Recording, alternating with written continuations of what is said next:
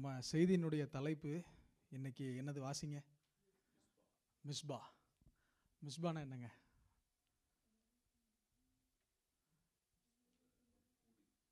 போன வாரம் சொல்லலை, மார்னிங் ப்ரேயரில் வாசித்தேன். ஓகே. வெற்றியை கொண்டாடின இடம்.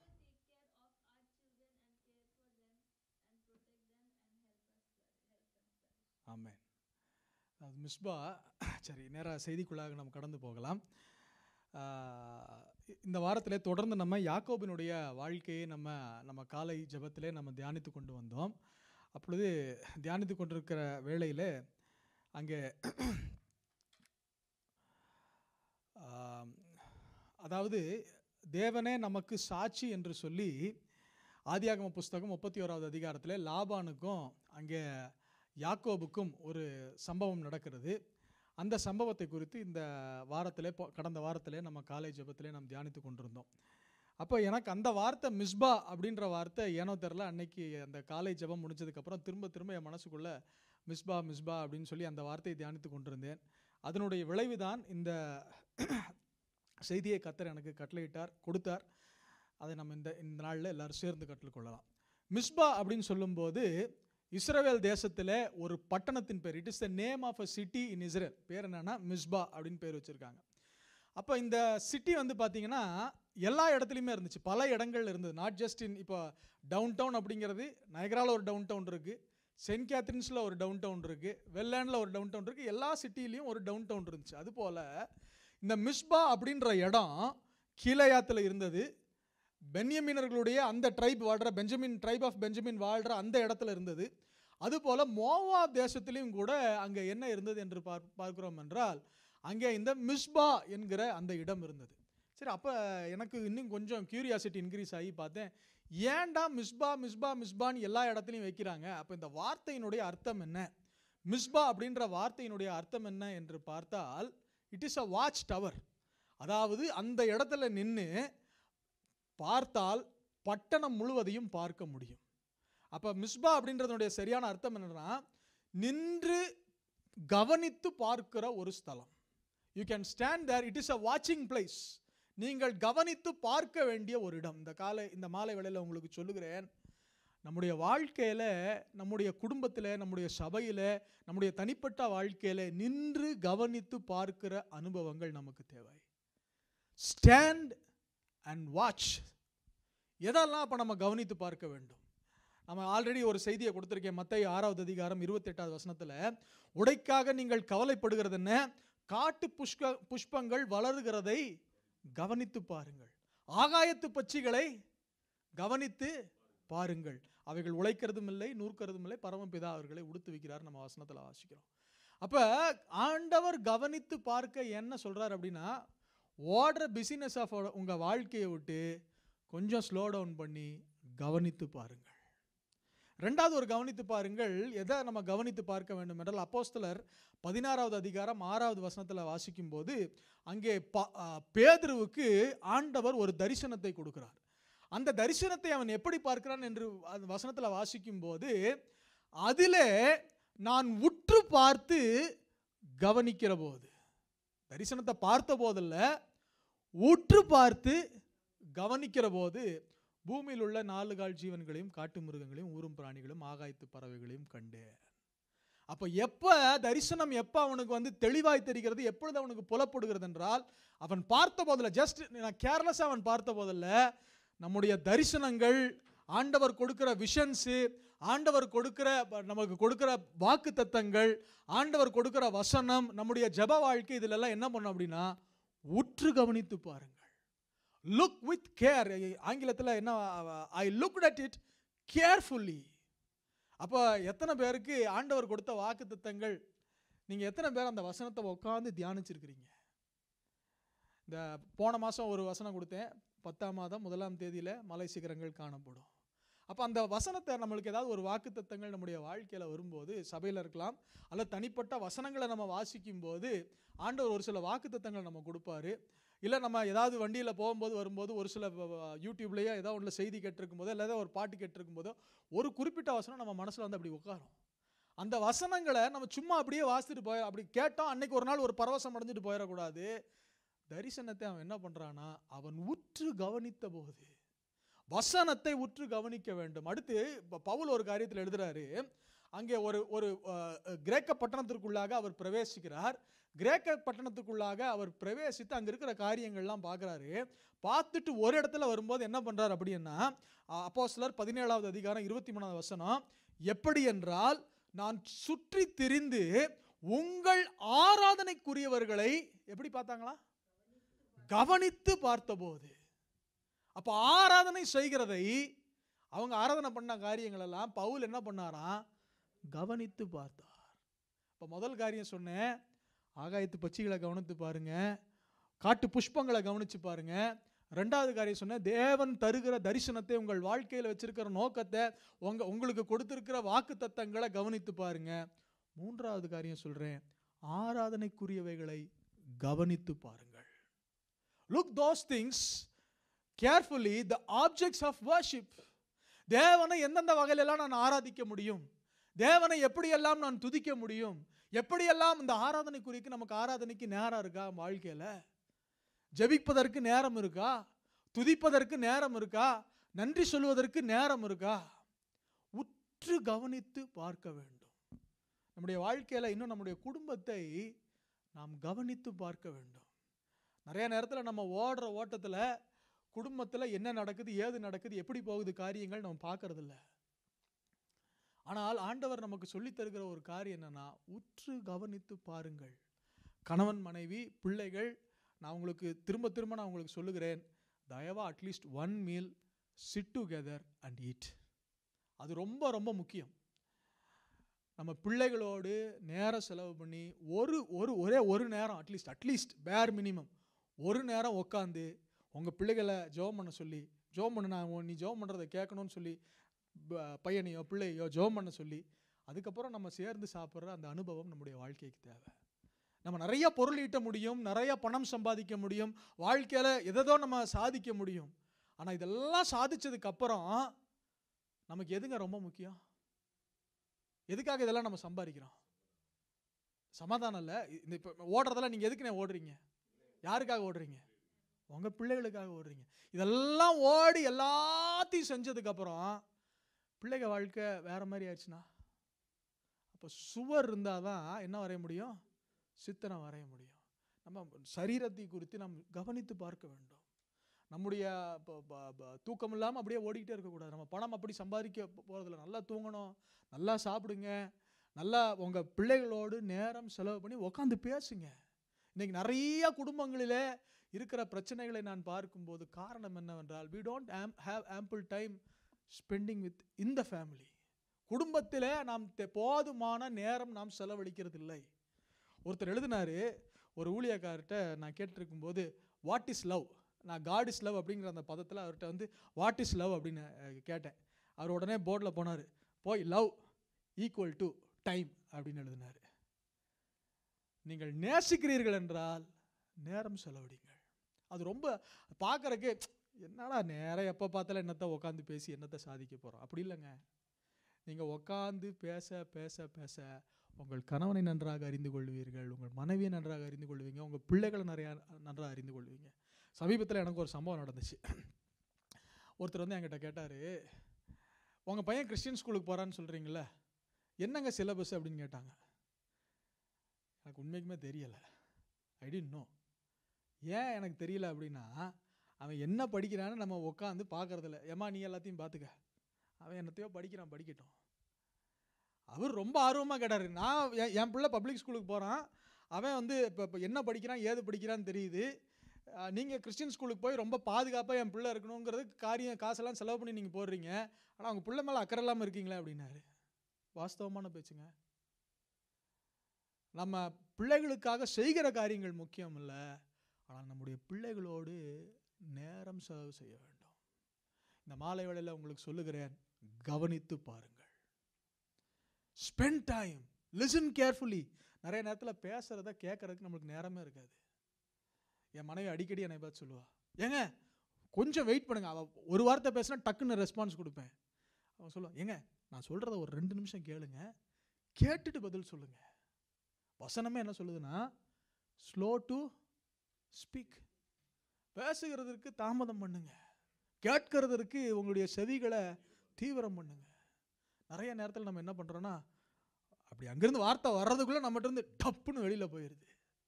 இந்த மாலை வேளையில் உங்களுக்கு சொல்லுகிறேன், let us be people who will listen. என்ன பேசுகிறாங்க கவனித்து கேளுங்க, என்ன நம்ம பார்க்குறோம் கவனித்து கேளுங்க. ஏனென்றால் நம்ம பார்க்கிற பார்வை நம்முடைய வாழ்க்கையினுடைய மொத்தத்தையும் அது மாற்றிவிடும். It will change the perspective of our whole life. எல்லாரும் என்ன பண்ணாங்க அப்படின்னா, கோலியாத்தை பெரிய ஒரு ஜைஜான்டிக் ஃபிகர் அங்கே மேலே நிற்கிறான், அவனை பார்த்தாலே பயந்து இருந்துச்சு. ஆனால் தாவீது பார்த்தான், ஆமாம் எல்லாமே பெருசாக கேடயம் போட்டிருக்கான், ஹெல்மெட் போட்டிருக்கான், முன்னாடி ஒருத்தன் இது பண்ணுறக்கு நிற்கிறான், ஆனால் இந்த ஃபோர் ஹெட்டு ஃப்ரீயாக இருக்கே, அங்கே அடி பண்ணலாம். நான் சொல்கிறேன், உங்கள் பிஸ்னஸ்லையா இருக்கட்டும், உங்கள் வேலையிலையா இருக்கட்டும், spend time to watch carefully. Misba அது நின்று கவனித்து பார்க்கிற ஸ்தலம். உங்கள் வாழ்க்கையில் சொல்லுகிறேன், இந்த ராத்திரி வேளையில் அப்படியே கரங்களை உயர்த்தி ஆண்டவர்கிட்ட நம்ம ஜெபம் பண்ணலாம். கண்களை மூடி எல்லாரும் கரங்களை உயர்த்தி ஜெபம் பண்ணலாம். ஆண்டவரே, எங்களுக்கு நின்று கவனிக்கிறதற்கு எங்களுக்கு ஞானத்தை தாங்க ஆண்டவரே. நின்று எங்கள் பிள்ளைகளை கவனிக்கிறதற்கு ஞானத்தை தாங்க தகப்பனே. நின்று ஆராதனைக்குரியவர்களை கவனிப்பதற்கு எங்களுக்கு ஞானத்தை தாங்க ஆண்டவரே. ஆண்டவரே, நின்று தரிசனங்களை கவனிப்பதற்கு, வசனத்தை கவனிப்பதற்கு, ஜெப வாழ்க்கையை கவனிப்பதற்கு நேரத்தை தாங்க ஆண்டவரே. நின்று ஆண்டவரே நீர் படைத்த படைப்புகளை கவனித்து பார்க்கறதுக்கு ஞானத்தை கொடுங்க ஆண்டவரே. தொடர்ந்து கவனிக்கலாம். நான் உங்களுக்கு சொல்கிறேன், if you are really stressed in your life, I wanted to tell you, take some time. போன வாரத்தில் எத்தனை பேர் வந்து இந்த பீவர் மூன் பார்த்தீங்க? நான் போய் பார்த்தேங்க, இது வரைக்கும் அந்த மாதிரி அவ்வளோ பெரிய ஒரு சந்திரனை நான் பார்த்ததே இல்லை. இவ்வளோ பெருசு இருந்துச்சுங்க. It was such a big, என்ன சொல்கிறது, நல்ல வெரி ஹியூஜ். அவ்வளோ அழகாக இருந்துச்சு அதை பார்க்குறக்கு. உண்மையாலுமே அன்றைக்கி நான் சொல்கிறேன், அன்றைக்கி நான் உண்மையாலுமே டென்ஷனாக இருந்தேன். என் பையன் பின்னாடி கத்திக்கிட்டே வந்தான், டே கத்திக்கிட்டே இருந்தானா அப்படின்னு நமக்கு பயங்கர ஃபுல் டென்ஷனில் நான் அப்படியே வந்துட்டு இருந்தேன். Daddy you see that moon அப்படின்னா, அந்த மூனை பார்த்ததுக்கப்புறம், டே என்னடா நீ you watch it wonderful thing Jeremiah, அப்படியே என் டோனே மாறிடுச்சு. நான் ஏன் சொல்லுகிறேன் என்றால், தேவன் படைத்தவைகள் எதற்கு என்றால், நம்முடைய வாழ்க்கையில் இருக்க ஸ்ட்ரெஸ்ஸு, ப்ரெஷரு, டிப்ரெஷன் இதெல்லாம் குறைக்கிறதுக்கு ஆண்டவர் இயற்கையில் வழி வச்சிருக்கிறாருங்க. நம்ம அதெல்லாம் பார்க்காம நம்ம உற்று நோக்கிறதெல்லாம் எதை கவனிக்கிறோம்? நைட்டு பகலாக உற்று செல்ஃபோனை பார்க்குறோம். உற்று ஏராளமாக of late electronics has brought a big lifetime trouble in all people's life.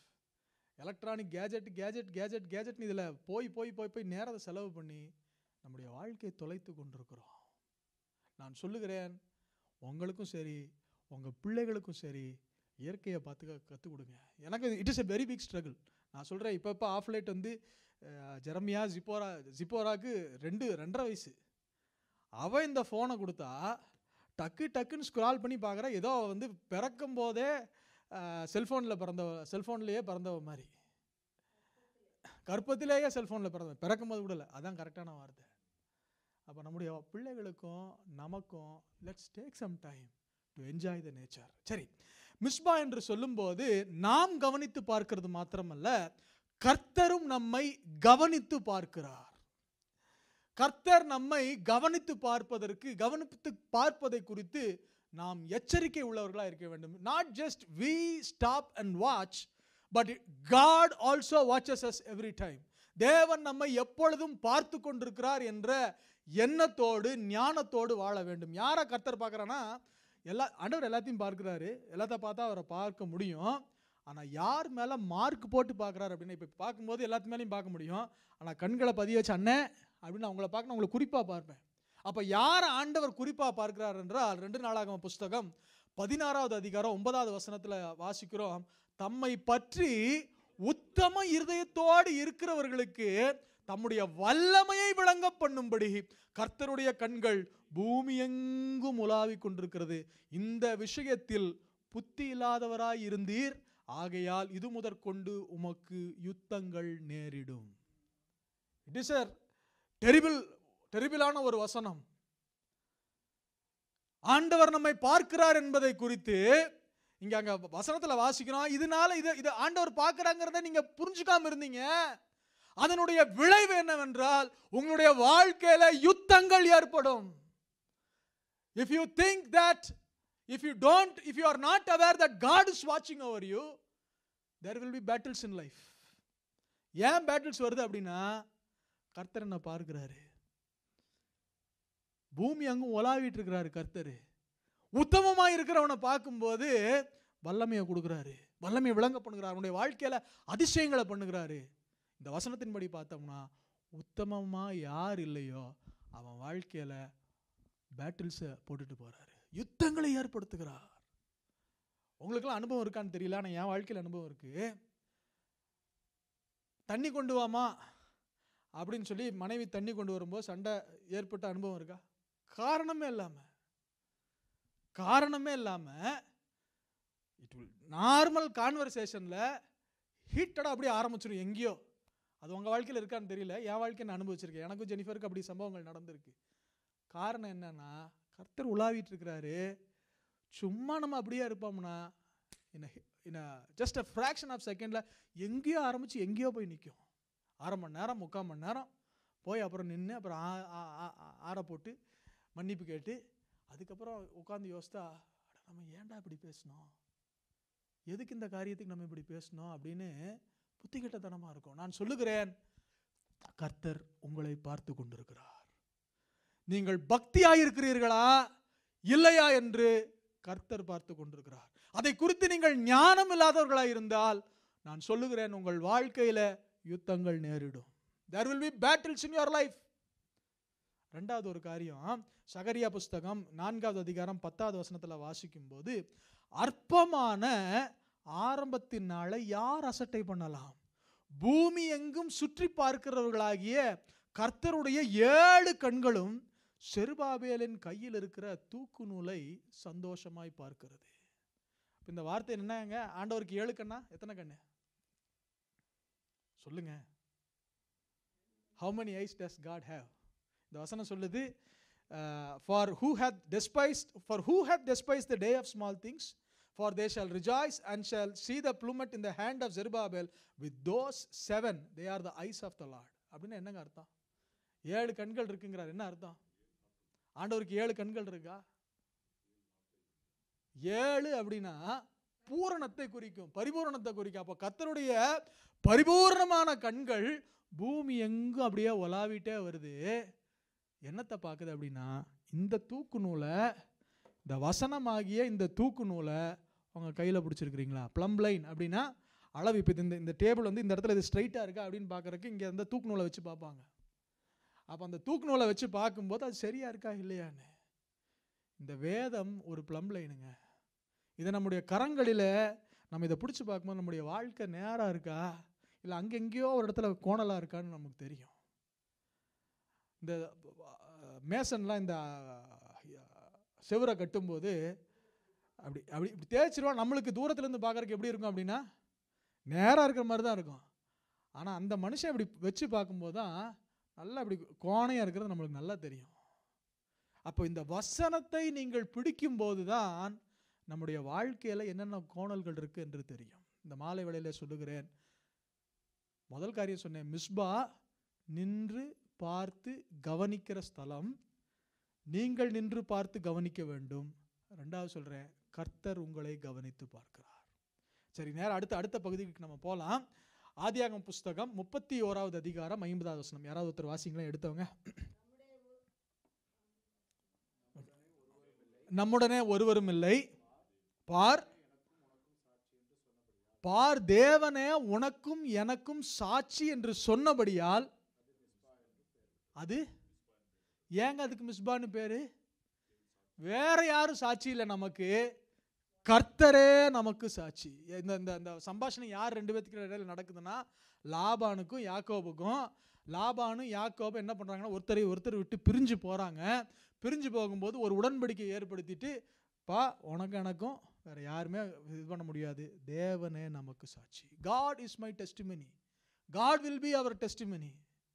இன்னைக்கு நான் உங்கள்கிட்ட கேட்குறேன், கர்த்தர் உங்களை பற்றி என்னங்க டெஸ்டிமனி கொடுப்பாரு? யோபு சொல்றாரு, யோபு 16:19, இப்போதும் இதோ என் சாட்சி பரலோகத்தில் இருக்கிறது, எனக்கு சாட்சி பகருகிறவர் எங்க இருக்காரா? உன்னதங்களிலே இருக்கிறார். And now behold, my witness is in heaven and my record is on high. அப்ப நம்முடைய சாட்சி பரலோகத்தில் உண்டாயிருக்கிறது. பரலோகத்திலிருந்து நம்மை குறித்து என்ன சாட்சி இருக்கும்? சுகின், உங்களை பத்தி என்ன சாட்சி இருக்கும்? அமிகா, உங்களை பத்தி என்ன சாட்சி இருக்கும்? What would God say about you? என்ன சாட்சி நமக்கு இன்னைக்கு நம்மளை குறித்து ஆண்டவர் சொல்ல முடியும்? பிலிப்பியர் 1:8 அங்கே பவுல் சொல்லுகிறார், இயேசு கிறிஸ்துவின் உருக்கமான அன்பில உங்கள் எல்லார் மேலும் எவ்வளவாய் வாஞ்சையா இருக்கிறேன் என்பதற்கு தேவனே எனக்கு சாட்சி. அப்படின்னா நான் வச்சிருக்கிற அன்புக்கு கர்த்தர் சாட்சி. இன்னைக்கு நம்முடைய அன்பை குறித்து கர்த்தர் சாட்சி சொல்ல முடியுமா? சுகின் சொல்லுவாரு, அண்ணன் அன்பானவர் அப்படின்னு சுகின் சொல்லுவாரு. இல்ல நான் அங்கிளை பார்த்தோ இல்லை அண்ணனை பார்த்தா நான் என்ன சொல்லுவேன்? தங்கமான மனுஷன், அன்பானவர். ஆனா பரலோகம் நம்மை பார்த்து அன்புள்ளவர்கள் என்று சொல்ல முடியுமா? நம்முடைய உள்ளத்தில் இருக்கிற மறைந்திருக்கிற இன்டென்ஷன்ஸ், நமக்குள்ள இருக்கிற எரிச்சல்கள், நமக்குள்ள இருக்கிற கோபங்கள், மனிதர்களுக்கு எல்லாம் தெரியாம நம்ம போட்டிருக்க மாஸ்க், இதெல்லாத்தையும் எடுத்துட்டு ஆண்டவர் பார்க்கிறாரு. அப்படி பார்க்கும்போது அன்புள்ள மனுஷனை நம்மளை குறித்து சொல்ல முடியுமா? இங்க பவுல் ரொம்ப ஸ்ட்ராங் எழுதுறாரு, கர்த்தர் எனக்கு சாட்சி. I can boldly say that heaven will give a testimony about me that I am a man of love அப்படின்னு பவுல் எழுதுறாரு.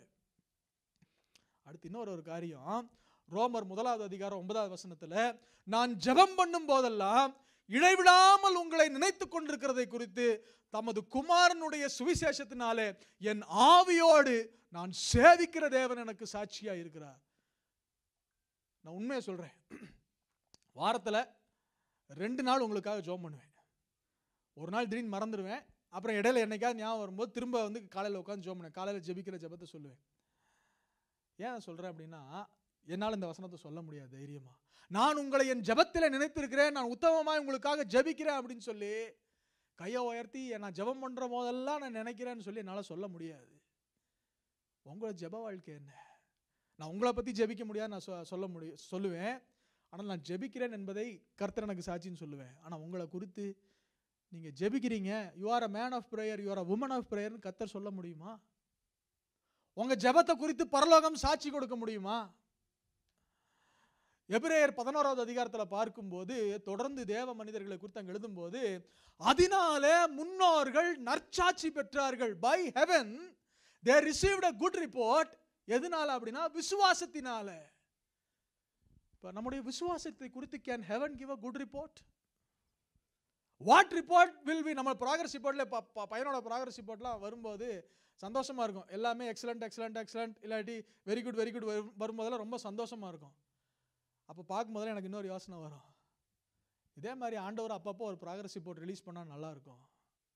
என் வாழ்க்கையில் எங்கே இருக்கிற ஆண்டவரேன்னு எனக்கு தெரியலை. ஆண்டவரே, நிறைய நேரத்தில் எங்கெங்கேயோ, நிறைய நேரத்தில் நம்மளதெல்லாம் எங்கே இருக்குன்னா ஆவரேஜ், பிலோ ஆவரேஜ், இப்படி தாங்க நம்ம ஸ்பிரிச்சுவல் லைஃப் இருக்கு. புவர். இந்த ராத்திரி வேளையில் சொல்லுகிறேன், பரலோகம் நம்மை குறித்து சாட்சி சொல்ல வேண்டும். எபிரேயர் 11:4 இந்த வசனத்தை யாராவது ஒருத்தர் வாசிங்களேன் சத்தமா. விஜயண்ணே வாசிங்கண்ணே. 11:4. ஆமாண்ணே. விசுவாசத்தினாலே ஆபேல் காயினுடைய பலியிலும் மேன்மையான பலியை தேவனுக்கு செலுத்தினான், அதனாலே அவன் நீதிமான் என்று சாட்சி பெற்றான். அவனுடைய காணிக்கைகளை குறித்து யார் சாட்சி கொடுத்தா? எதை பத்திங்க? 2 விஷயம். 1, அவன் நீதிமான்னு சாட்சி பெற்றாரு. 2 என்னன்னா, அவன் காணிக்கையை குறித்து. காணிக்கை செலுத்துறது யாருங்க? சொல்லுங்க, வசந்தெல்லாம் வாஸ்தவம் என்ன அப்படியே பாக்குறீங்க? காணிக்கை யாரு செலுத்த வந்தா? ஆபேல், இன்னொரு அத்தர் யாரு? இவங்க 2 பேரும் காணிக்க செலுத்த வந்திருக்காங்க. நான் உங்களுக்கு சூழ்நிலையை சொல்றேன், நீங்க செலுத்துவீங்களான்னு சொல்லுங்க. யாருக்கு செலுத்த வந்துடுறாங்கன்னா, ஒரு ஆண்டவருக்கு செலுத்த வராங்க. இந்த ஆண்டவர் எப்படிப்பட்டவர்னா, அவங்க அப்பாவையும் அம்மாவையும் சாபமெல்லாம் போட்டு ஏதேன் தோட்டத்தை விட்டு வெளியே போ. அவன் செஞ்ச தப்புக்காக திரும்ப போய் அவங்க ஜீவ விருட்சத்தின் கனியை தொட்டு அவர்கள் சாகாதபடிக்கு அவனுடைய செந்த பாவத்தின் நிமித்தம் தண்டனையை கொடுத்து வெளியே அனுப்பிச்சாங்க. இன்னைக்கு சொல்லுங்க, தண்டனையை ஆண்டவர் நமக்கு அதிகமாக கொடுக்கும்போது நம்முடைய காணிக்கைகள்லாம் எப்படிங்க இருக்கும்? When God reproaches us, when our life is in turmoil, when our life நம்ம ஜெபிக்கிறதெல்லாம் ஒண்ணுமே இல்லாத போது நம்ம காணிக்கைகள் எப்படி இருக்கு? ஆனா இவங்க அப்பா அம்மாவை துரத்தி விட்ட ஆண்டவர் தான். ஆனா என்ன ஒரு ஹார்ட் பாருங்க. காயின் அவன் மேன்மையானதை கொண்டு வரல, அதுக்கப்புறம் எரிச்சல், அது வேற கதை. But see their heart. தேவனுக்கு நான் பலி செலுத்த வேண்டும். அவர் பலிக்கு பாத்திரம். எங்க அப்பா அம்மாவை அவர் துரத்தி விட்டாலும் சரி, துரத்தி விடாட்டியும் சரி, என் வாழ்க்கையில நன்மை நடந்தாலும் சரி, நடக்காட்டியும் சரி, I will pay my vows. இன்னைக்கு சங்கீத பகுதியில் வாசித்த மாதிரி அவன் பலி செலுத்துகிறவன். நீதியின் பலிகள் ஆண்டவர் பிரியமா இருக்கிறார் என்று அறிந்து அது நிமித்தம் அவன் பலி செலுத்துகிறவன். எத்தனை பேர் இன்னைக்கு காலையில் எழும்பி ஆண்டவரே ஜீவனை கொடுத்தீங்க தேங்க்யூன்னு சொன்னவங்க எத்தனை பேர்? எந்திரிச்ச உடனே ஒரு தேங்க்யூ சொன்னவங்க எத்தனை பேர்? 1 2 3. மித்தவங்களுக்கெல்லாம் தேங்க்யூ. ஆண்டவர் ஜீவன் கொடுத்தாரா இல்லையா? நம்ம தேங்க்யூ சொல்லணுங்க. அடுத்து இன்னொரு காரியத்தை குறித்து எபிரேயர் 11:5 விசுவாசத்தினாலே ஏனோக்கு மரணத்தை காணாதபடிக்கு எடுத்துக்கொள்ளப்பட்டான்.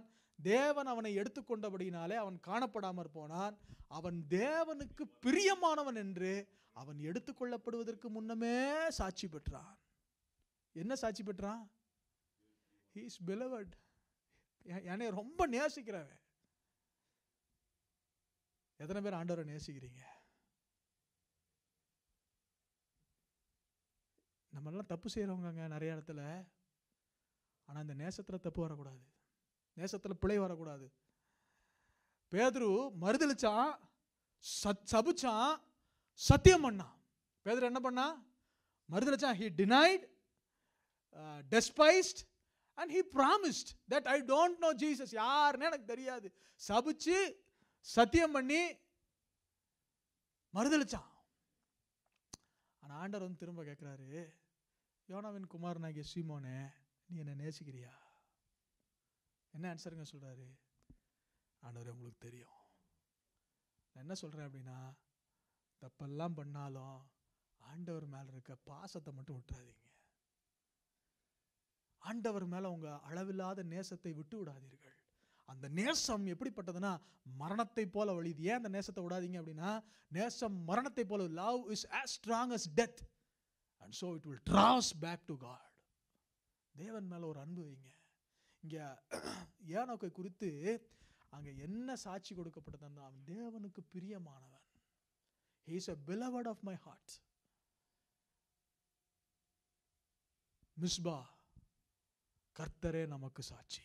முதல் மிஸ்பா என்ன சொன்னேன்? நின்று கவனித்து பார்க்கிற ஸ்தலம். நாம் கவனித்து பார்க்க வேண்டும், தேவன் கவனித்து பார்ப்பார். ரெண்டாவது காரியம் சொன்னேன், மிஸ்பா தேவனே நமக்கு சாட்சி. மூன்றாவது மிஸ்பாவில் என்ன நடந்துச்சுன்னு பார்க்கலாம். நியாயாதிபதிகள் புஸ்தகம் 11வது அதிகாரத்தில் ஒரு சம்பவம் நடக்கிறது. யெப்தா என்று ஒரு மனிதன், there was a man called Jephthah. இவன் எப்படிப்பட்டவன் என்றால், அவங்க அப்பா ஒரு ஆகாத ஒரு ஸ்திரீ கிட்ட அவர் ஒரு தொடர்பை வச்சிடறாரு. அது நிமித்தம் பிறந்த ஒரு பிள்ளை. இப்போ இவனுடைய வாழ்க்கை எப்படி போகுதுன்னா, அவனுடைய அப்பாவனுடைய உண்மையான மனைவிக்கு பிறந்த சகோதரர்கள் எல்லாம் இப்போ இவனை பார்த்து என்ன சொல்றாங்க அப்படின்னா, டேய் நீ உன் பிறப்பே சரியில்லடா, நீ யாருக்கோ பிறந்த பையன், எங்க வீட்டில் வந்து இருக்கிற அப்படின்னு சொல்லி அவனை ஏளனமாய் பேசுகிறார்கள். அதன் நிமித்தம் அவன் அங்கே இருந்து போய் அந்த பட்டணத்தை விட்டு தூரமான வேற ஒரு இடத்துல இருக்கிறான். அவன் கூட வசனம் என்ன சொல்லுகிறான், அவனோடு கூட வீணரான மனுஷர்கள் அவனோட சேர்ந்து கொண்டார்கள் வசனம் சொல்லுது. அப்போ அவனுடைய பிறப்பிலிருந்து சுற்றி இருக்கிற மனிதர்கள் பேசுகிறதும் அவனோடு கூட இருக்கிறவர்கள் யார் அப்படின்னா வீணரான மனிதர்கள். அவனுடைய வாழ்க்கையே ஒரு வீணான ஒரு வாழ்க்கை, ஒரு பிரயோஜனமற்ற ஒரு வாழ்க்கை, ஒரு அற்பமான வாழ்க்கை. ஆனால் அப்படிப்பட்ட வாழ்க்கையில ஒரு நாள் கர்த்தர் அவனோடு கூட இடைப்படுகிறார். என்ன நடக்குதுன்னா, அவனுக்கு எதிராக, அந்த தேசத்துக்கு எதிராக ஏராளமான மனிதர்கள் அவனுக்கு அந்த தேசத்துக்கு எதிராக வராங்க. உடனே அந்த பட்டணத்தின் மூப்பர்கள் எல்லாம் போய் அந்த யெப்தாட்ட கேட்குறாங்க, நீ எங்களுக்காக சண்டை போடு. அப்போ சண்டை போடுன்னு கேட்டோன்னா இந்த யெப்தா ரெஸ்பான்ஸ் கொடுக்குறாரு. என்ன ரெஸ்பான்ஸ் கொடுக்குறாருன்னா, நான் சண்டை போட்டு நான் ஜெயிச்சிட்டேன்னா என்ன தலைவனாக மாற்றுவீங்களா அப்படின்னு கேட்குறாங்க. அவங்கெல்லாம் தலைவன் மாற்றுவேன் அப்படின்னு சொல்கிறாங்க. அப்போ தான் இந்த வசனத்தை அந்த மனுஷன் இந்த சம்பவம் நடக்கிறது. நியாயாதிபதிகள் 11வது அதிகாரம் 11வது வசனம். அப்பொழுது யெப்தா கீலேயாத்தின் மூப்பரோட கூட போனான். அவங்க நீ வைப்பீங்களான்னு கேட்ட உடனே கூட போனான். ஜனங்கள் அவனை தங்கள் மேல் தலைவனும் சேனாதிபதியுமாக வைத்தார்கள். யெப்தா தன் காரியங்களை எல்லாம் மிஸ்பாவிலே கர்த்தருடைய சந்நிதியிலே சொன்னான். அவன தலைவரா உயர்த்தப்பட்டுட்டான். அவனுடைய வாழ்க்கை ஆசீர்வதிக்கப்பட்டது. ஆனா அவன் என்ன தெரியுமா பண்ணா? ஐயோ எனக்கு நல்ல வாழ்க்கை கிடைச்சிச்சு, நான் உயர்வுல இருக்கேன் அப்படின்னு சொல்லி அவன் போல. He went to the presence of God and said, மிஸ்பாவிலே ஆண்டவரே, என் வாழ்க்கையில நடந்ததெல்லாம் உங்களுக்கு தெரியும் ஆண்டவரே. என்னுடைய வாழ்க்கையினுடைய சூழ்நிலை எல்லாவற்றையும் நீர் அறிவீர். எனக்கு ஒரு பெரிய பேக்ரவுண்ட் இல்லைங்கிறத கர்த்தர் நீங்க அறிவீர். இன்னைக்கு என்னன்னா, ராஜாவாக ஒரு தலைவனாக என்னை உயர்த்தி வைத்திருக்கிறீங்க.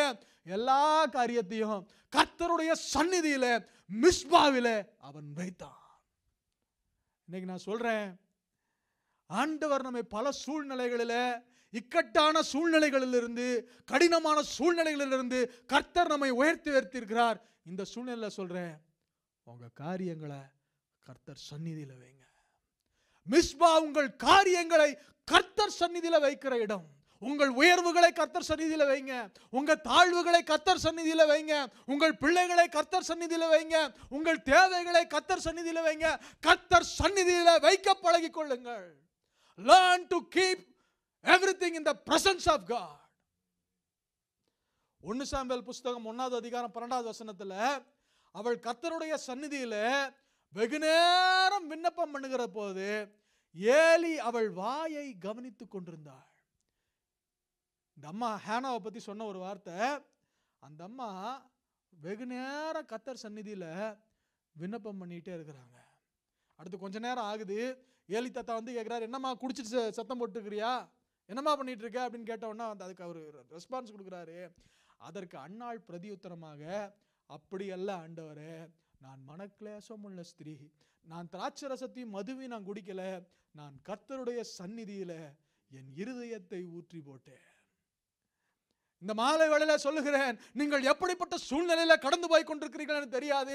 அநேக நேரங்களில் மனிதர்கள் நாம் திராட்சரசம் கொடுத்தவர்கள், இவங்க சரியில்லை, இந்த மனுஷன் சரியில்லை, இவங்க பேச்சு சரியில்லை, இவங்க மூர்க்கமானவங்க, இவங்க கோபமானவங்க, இவங்க தொடர்ந்து தப்பு செய்வாங்க, இவங்க இப்படி செய்வாங்க அப்படி செய்வாங்கன்னு சொல்லிக் கொண்டிருக்கலாம். ஆனால் இந்த மாலை வேளையில உங்களுக்கு சொல்லுகிறேன், I am telling you the word of God. உங்கள் இருதயத்தை கர்த்தருடைய சந்நிதியில நீங்கள் ஊற்றி போடுங்கள்.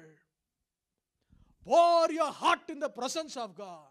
No matter what people around you say about you, உங்களை குறித்து மனிதர்கள் என்ன சொல்றாங்கங்கிறது முக்கியம் அல்ல. ஆனால் உங்கள் இருதயத்தை கர்த்தருடைய சந்நிதியில ஊற்றி போடுங்கள். இந்த அம்மாவுடைய சூழ்நிலை ரொம்ப மோசமான சூழ்நிலை. எல்லாரும் ஏளனமா பேசுறாங்க, சூழ்நிலையை பார்த்து கடினமா பேசுறாங்க, கஷ்டம் பேசுறாங்க, மதிக்கிறது இல்லை. சூழ்நிலை எல்லாம் பயங்கர கஷ்டமா இருக்கு. சக்களத்தை எப்ப பார்த்தாலும் கஷ்டப்படுத்துறா. ஆனா அப்படிப்பட்ட சூழ்நிலையில் இந்த அம்மா மனம் உடைஞ்சு போல. நிறைய பேர் இன்னைக்கு யாராவது ஏதாவது பேசிட்டாங்கன்னா உட்காந்து டிப்ரெஸ் ஆகி மனங்க சஞ்சலப்பட்டு வருத்தப்பட்டு அப்படியே வாழ்க்கையில உடஞ்சு போயிடுறாங்க. நான் இன்னைக்கு உங்களுக்கு சொல்லுகிறேன், மனசஞ்சலப்படாதீங்க. மனுஷங்களோட வார்த்தை ஒண்ணுமே பண்ணாது. The place that you have to go is the presence of God. தேவ சந்நிதிக்கு கடந்து போய் ஆண்டவர்ட்ட அழுங்க. மனுஷங்க நம்ம அழுதோம்னு வச்சுக்கோங்களேன், நடிக்கிறான்னு சொல்லுவாங்க. இந்த வார்த்தை சொல்லும்போது என் மனசு ரொம்ப காயப்பட்டு நான் சொல்றேன். ஒரு சமயம் நான் எங்க அம்மாவை பயங்கரமா திட்டேங்க. எங்க அம்மா அழுகிறாங்க. நான் சொன்ன வார்த்தை என்ன தெரியுமா? நடிக்காதம்மா. இதான் மனுஷனோட வார்த்தை. நான் உங்களுக்கு சொல்லுகிறேன், இந்த ராத்திரி வேளையில உங்களுக்கு சொல்லுகிறேன், மனுஷங்கள்கிட்ட சொன்னீங்கன்னா, ஈவன் உங்க ஊழியக்கார்ட்ட சொன்னீங்கன்னா கூட, சில நேரத்தில் ஜெபிக்கிற மாதிரி உங்க முன்னாடி பேசினாலும் இதெல்லாம் ஓகேங்க தெரியுங்க, அப்படின்னு சொல்லலாம். But go to the presence of God. மனுஷன் முகத்தை பார்க்கிறான், கர்த்தரோ இருதயத்தை பார்க்கிறவர். அவர் நம்ம இருதயத்தை பார்ப்பாங்க. கர்த்தர் சந்நிதிக்கு போங்க, கர்த்தர் சந்நிதியில் உட்கார்ந்து அழுங்க. ஆண்டவரே, என் இருதயத்தை தெரியும், நான் போற பாதை உங்களுக்கு தெரியும் ஆண்டவரே, நான் அழுகிற அழுக உங்களுக்கு தெரியும், என் நிர்பந்தமான சூழ்நிலை எனக்கு உங்களுக்கு தெரியும் ஆண்டவரே. Cry in the presence of God. Pour your heart in the presence of God. தேவ சமூகத்தில் உங்களுடைய இருதயத்தை ஊற்றி பாடுங்கள். இருதயத்தை ஊற்றுகிற இடம் மிஸ்பா. இருதயத்தை ஊற்றுகிற இடம் மிஸ்பா. சொல்லுங்க, என்னென்ன சொன்னேன்? மிஸ்பா நின்று பார்த்து கவனிக்கிற இடம். மிஸ்பா ரெண்டாவது என்ன சொன்னேன்? சொல்லுங்க, இப்பவே மறந்துட்டீங்களே. தேவனே நமக்கு சாட்சி. மூன்றாவது காரியம் என்ன சொன்னேன்? இருதயத்தை ஊற்றி போடுகிற இடம். கடைசியாக ஒரு காரியத்தை உங்களுக்கு சொல்லுகிறேன். 1 சாமுவேல் புஸ்தகம் 7வது அதிகாரம் 6வது வசனத்தில் வாசிக்கும்போது, இஸ்ரவேல் ஜனங்களுக்கு எதிராக அங்கே பெருங்கூட்டம் வந்து நின்றுச்சு. ஜனங்களுக்கு என்ன பண்ணுறதுன்னு தெரியலை. அப்போ சாமுவேல் ஜனங்களெல்லாம் கூப்பிடுறாரு. கூப்பிட்டு 1 சாமுவேல் 7:5 வாசிக்கிறேன். பின்பு சாமுவேல், நான் உங்களுக்காக கர்த்தரை மன்றாடும்படிக்கு இஸ்ரவேல் எல்லாரையும் மிஸ்பாவில கூட்டுங்கள். மிஸ்பா என்ன இடம் அப்படின்னா, நாம் கூடுகிற இடம். மிஸ்பா சபை.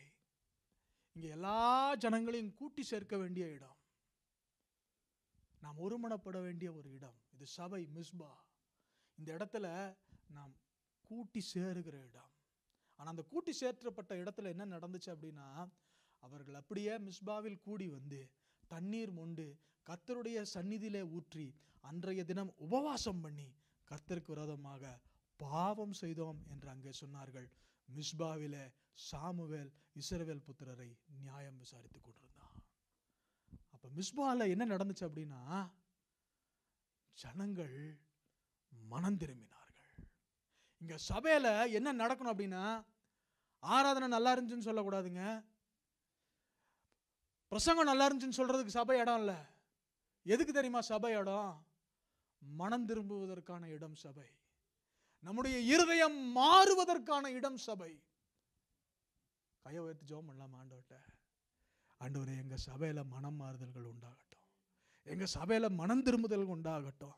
இங்க உள்ள வரும்போது ஆண்டவரே, நாங்கள் பேசின கடினமான வார்த்தைகளுக்கு மனம் திரும்பணும். இங்க உள்ள வரும்போது எங்களுடைய எண்ணங்களில் ஏற்பட்ட கடினமான பொல்லாத எண்ணங்களுக்காக நாங்கள் மனம் திரும்ப வேண்டும். ஆண்டவரே, நாங்கள் இங்க உள்ள வரும்போது எங்க கோபங்களுக்காக மனம் திரும்ப வேண்டும். நாங்கள் உள்ள வரும்போது நாங்கள் செய்த திருட்டுகளுக்காக நாங்கள் மனம் திரும்ப வேண்டும்.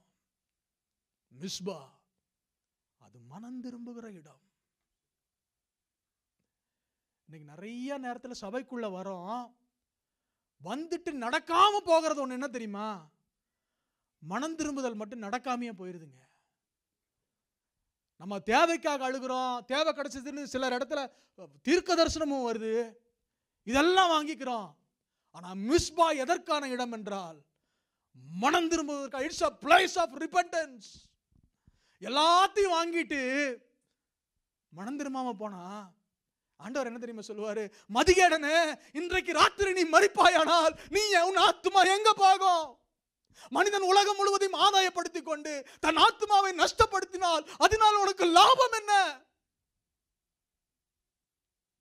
சபையில வந்து நல்லா பாட்டு பாடி நல்லா கை உயர்த்தி ஆராதிச்சுட்டு சபையில எல்லாத்தையும் பார்த்து சந்தோஷமா பேசிட்டு கடைசியில வந்த மாதிரியே அதே இருதயத்தோட திரும்பி போறதுக்கு சபைக்கு வர வேண்டியதே இல்லைங்க. இதோட நல்லா பாட்டு பாடுற இடங்கள் இருக்கு, இதோட நல்லா அழுக வைக்கிற இடங்கள் இருக்கு, இதோட இமோஷனலா டச் பண்ணக்கூடிய இடங்கள் நிறைய இருக்கு. ஆனால் சபை மிஸ்பா அது மனம் திரும்ப வேண்டிய இடம். இந்த ராத்திரி வேளையில அப்படியே ஆண்டவர் சமூகத்துல கொஞ்ச நேரம் வாய்களை திறந்து ஜெபம் பண்ணலாம். ஆண்டவரே, எங்களை மனம் திரும்ப பண்ணுங்க. ஆண்டவரே,